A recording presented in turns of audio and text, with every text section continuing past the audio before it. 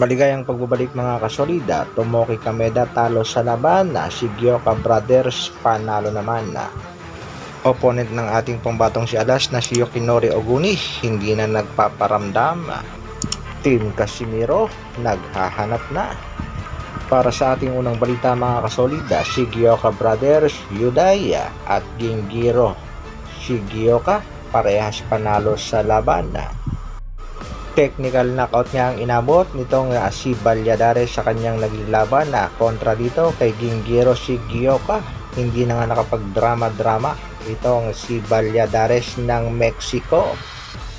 Sa naging laban naman itong si Yudai Shigioka kontra sa pambato ng Thailand na si Panya. Umabot nga ng 12 rounds ang kanilang naging bakbakan at panalo rin itong Hapon na via unanimous decision na. Maganda rin naman ang performance ipinakita ng boxer ng Thailand at hindi rin talaga nagpahuli dito sa pangbato ng Japan na. Pagdating naman sa main event, Tomoki Kameda kontra dito kay Lerato Lamini.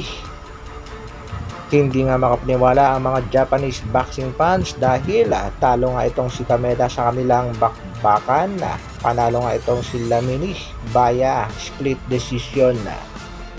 Nabigo nga itong si Kameda sa kanyang mga plano, aakyat ng featherweight division upang kumuha ng mga titulo at dito niya hihintayin ang Japanese monster na si Naoya Inoue. Sa kasalukuyan nga ay tila pinagtatawanan lang siya ng Japanese monster dahil sa kanyang pagkatalo sa kanyang laban.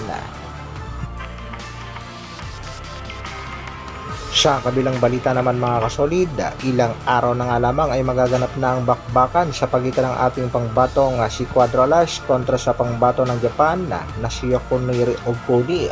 Pero nagtataka nga ngayon ang mga Japanese boxing fans dahil sa tila hindi nga pagpaparamdam nitong si Yoshinori Oguni. Marami ring mga Japanese boxing fans ang nagsasabi delikado daw talaga si Oguni sa laban kontra sa angas ng Pinas. Ano kaya ang dahilan nitong kampo nitong si Oguni, bakit hindi man lang nagpaparamdam? Baka gustong serprasahin ang ating pangbatong si Angas ng Pinas sa oras ng kanilang bakbakan. Knockout nga ang target ng ating pangbatong si Angas ng Pinas sa labang ito mga kasolid at sana nga ay makuha niya ang panalo via impresibong knockout. At nang matupad ang plano na hamunin nitong si Cuadro Alas General Casimiro itong si Naoya Inoue sa harap ng kanyang mga kababayan. Naghanap nga itong si Casimiro at tila na-miss nga itong si Ryo Akaho. Ito nga kanyang tinanong sa manager.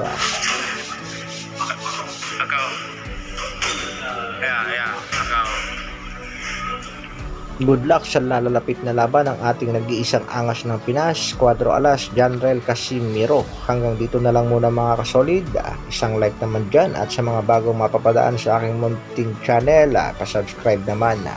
Maraming salamat sa patuloy na pagsuporta at panonood. Mabuhay, Dr. Alvin Vlogs.